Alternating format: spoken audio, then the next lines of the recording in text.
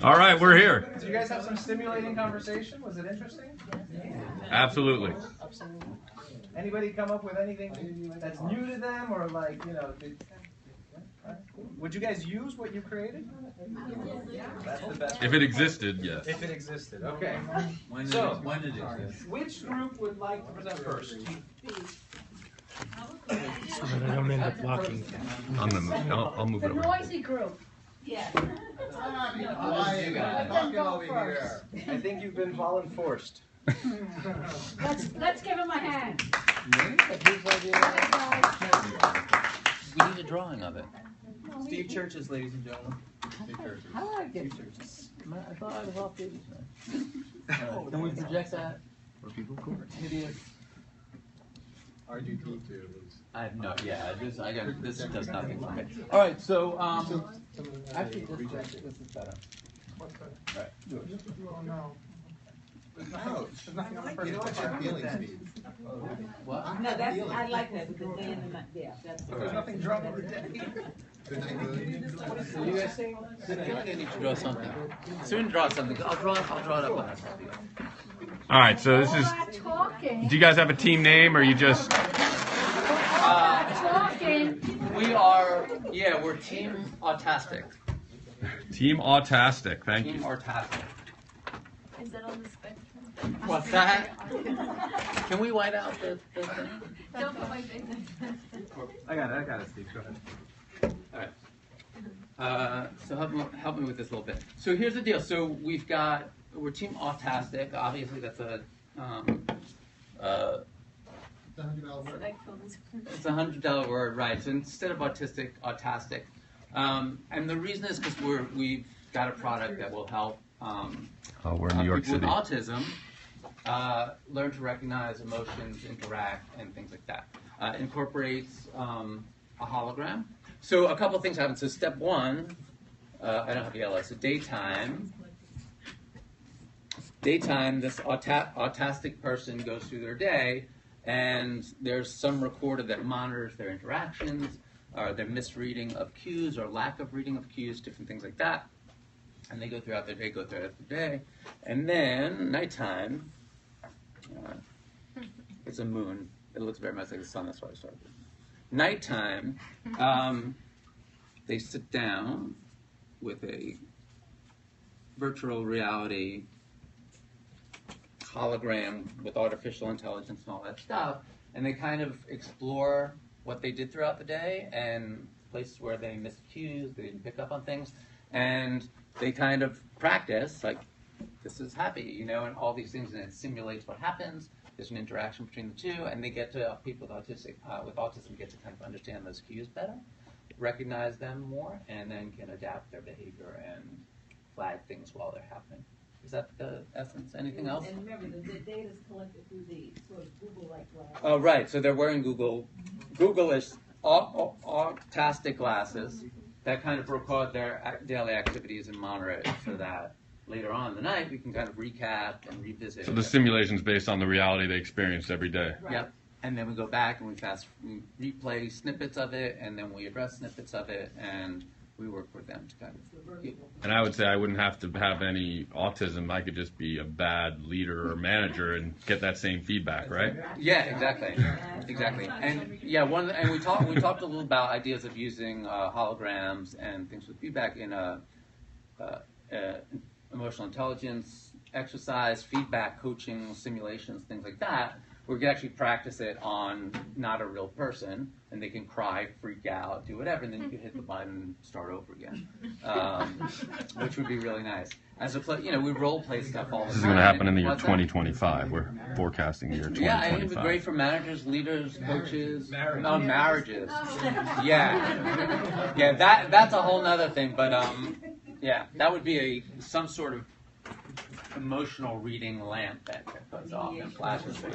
But yeah, anything else about that? Brilliant. I think that's it.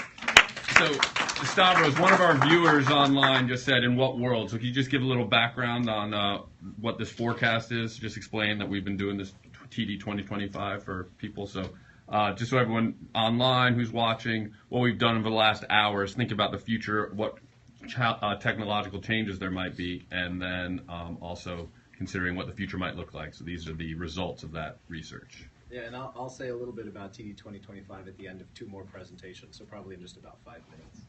So, which group is second? We're next. I thought I was getting time. All right. Who likes bad jokes? Everybody likes bad jokes? Not bad. Pretty bad. Really bad. Yeah, the worse the better. How do you wake up Lady Gaga? All right. Never mind. I'm ready. All right. And I'll call on some of you guys down here. So, Or you need to bring it to the middle. who has? Sorry about that. Who in the room has a habit of theirs that they might like to change, or perhaps? Yeah. What about a new one you'd want to acquire? Like, I'd like to do this every day. Who has downloaded an app? And product market fit. Okay, so this is called Habit Hacker. The idea is that we've probably made enough progress in just big data, thick data, understanding what's going on in people's lives and what they're doing, in understanding how the brain works and how habits form, right? Advertisers know this stuff, psychologists know it in a far more rigorous way. And just general expertise on, in order to be good at soccer or football or this, specific thing, what are the behaviors that make you good at that sport or that expertise or that profession? So we probably know enough about these things that we can create an application that would recommend to you a habit, so you could put in like your goals, your challenges, something you want to achieve or something you want to be, and what it would give you is a couple of choices. These are the top sort of habits that are within your reach. These are things you are likely to achieve.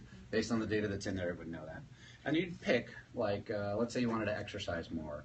One of your goals was that you wanted to feel healthier. You wanted more energy in your life. You wanted to be more productive. You wanted to feel healthier. And so the thing would create exercise habits for you. And it would pick specific ones that it knew you would be very likely to learn. Now, the way it would know that is stuff in computer science and recommendation engines, and there's some logic behind how that works. But, has anyone used Netflix recommendations before? Yeah. And it just kind of picks something that it knows you're going to like and you end up liking it? Okay, same sort of stuff, same technology. Anything to add at that level? And then, No, other than the recommendations would be based on what the research has shown is people who are really successful at that particular goal have done. So if you wanted to be a football quarterback, it would look at the habits of great football quarterbacks and make recommendations based on their success. yes. Perfect.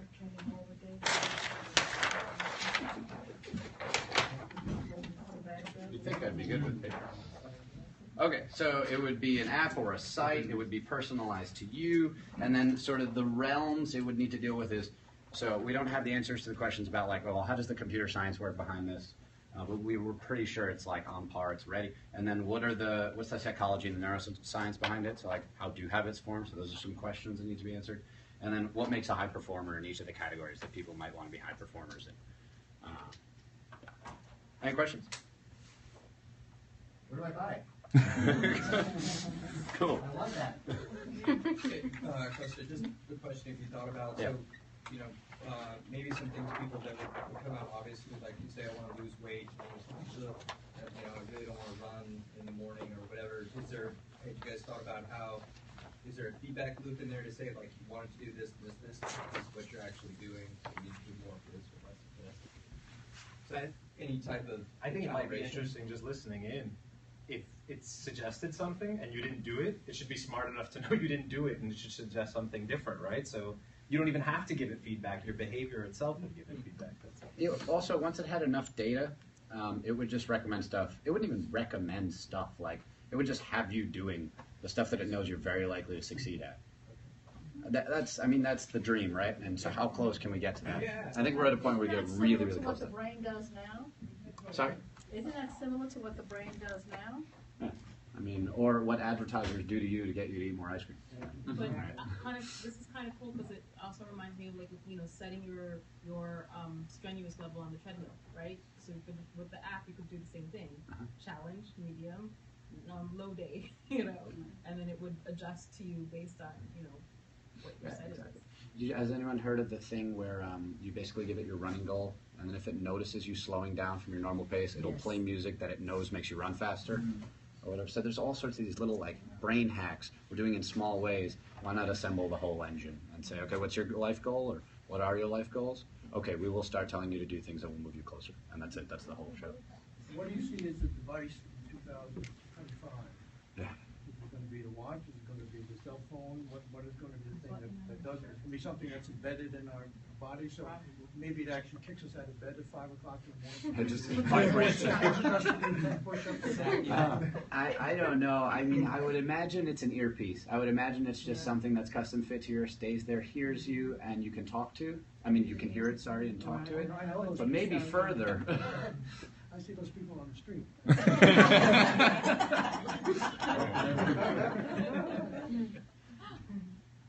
Cool.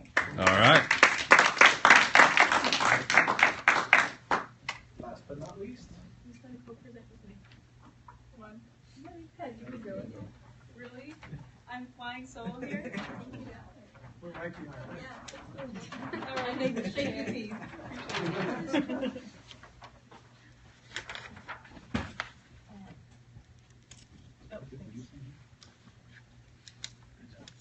Okay, so collective consciousness a little bit in this room going on here. So we were focused on holographs.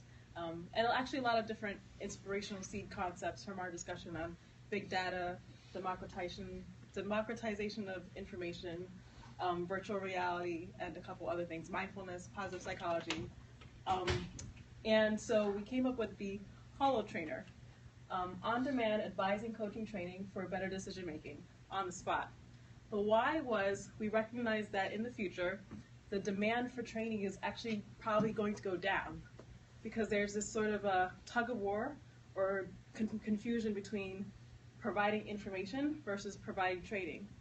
And we see a training department shrinking as more C-suite decisions are making decisions of, oh, just give them information. We have it online now, open information, open access. We don't need trainers anymore. And of course, the conclusion of that from our perspective was teams that don't function as well, cultures that are less culturally fun, and other, wonderful human, non-centric, consequences of less training. So the benefits of this, actually, let me before I go into benefits, the delivery of this product, this concept, could be through your glasses, a bracelet, piece of jewelry, your cell phone. It would be a software app that could be loaded on any device, and whether you push a button on your cell phone or you have an earring or an earpiece, you have a holographic interface that will help you, guide you through a moment of challenge, problem solving, or needing to learn something on the spot while you're doing your job. The benefit is, number one, actually back to the human aspect for socialization skills, because we probably will have lost a lot of that in the future since everybody's plugged into something. Wholeness skills, mindfulness skills, and basically being able to be present but ultimately as flexible as possible in any given scenario, whether you're a frontline person, a management person, a C-suite person, whatever your job calls for, the Holo Trainer is there with you in those tough spots. Essentially, it helps you do your job while doing your job. It's updated in real time regularly with big data, so it informs you how your environment is changing and where you need to be flexible. And it's essentially, like I said, there for being as efficient and as informed as possible in any given moment. That's it. So does it pop up automatically, or do you summon it? Actually, the big data part analysis, so it's not only giving you external environmental information, but intra information. So it could be tuned into your biometrics, it could be tuned into other behavioral things that are saying, you may not want to make that decision right now, or so-and-so is out of the office till 3, rethink that, right. That sort of thing, yeah. Did I miss anything, guys? No. Yes? Okay, all right. And was it like artificial intelligence, or was it like an actual person that's giving you Holo training? Well, you know what? We didn't get that far in the conversation, but I could imagine that it could be a virtual cast, of a physical person, but you're getting the holographic interface of them, or it could be let's say, a hologram that is programmed with the knowledge input and the mannerisms, and the whole human capital knowledge bank of that person in a hologram that gets updated from time to time. Yeah. All right. Cool. Any questions?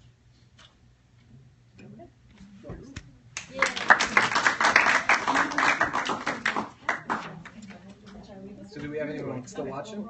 Yeah, we got a few people still online. So just for the benefit of those on Periscope, TD2025 is an open source collaborative effort by professionals in the talent development field to kind of co-create the future of the talent development field. Looking 10 years ahead and saying, what is it that we can inspire ourselves with, support one another, and actually create a more interesting future rather than just waiting for that future to kind of, land on us. So, and to everybody in the room and to everybody online, we are looking for more people to join us. There's a handful of people in this room already who have kind of said, we'll do it. We meet about once a month, and we're looking for people to create things, workshops like this, or to go out and do research, or to do some component of this. We're looking for people who will kind of share this information with others and connect us to other people in the field, help grow the size of the community. And we're looking for people who want to be collaborators, who want to be part of that core team that's going to build the infrastructure and the support network so that TD2025 can become something bigger. The only prerequisite is that you're comfortable with it being open source and available to everyone to use and build on. So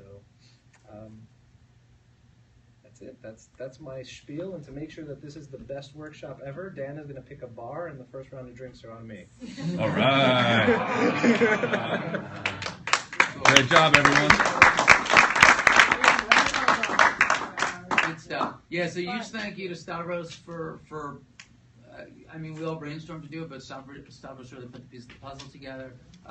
Pick up on some Marshall stuff that he's been doing for TD2025. We're trying to have events every, peer-to-peer, trying to have events every month or so. We may slow down a bit in the summer, but some ideas in the works is stuff that is related to how the brain works and the value of that, integrating that with learning, possible generational differences, and a couple of other ideas, maybe even a train-the-trainer type of event too. But lots of cool stuff going on. But yeah, huge thank you to Stavros, to Marshall, and to everyone showing up. This is all about the people who come and create and do cool stuff. So thank you all. All right.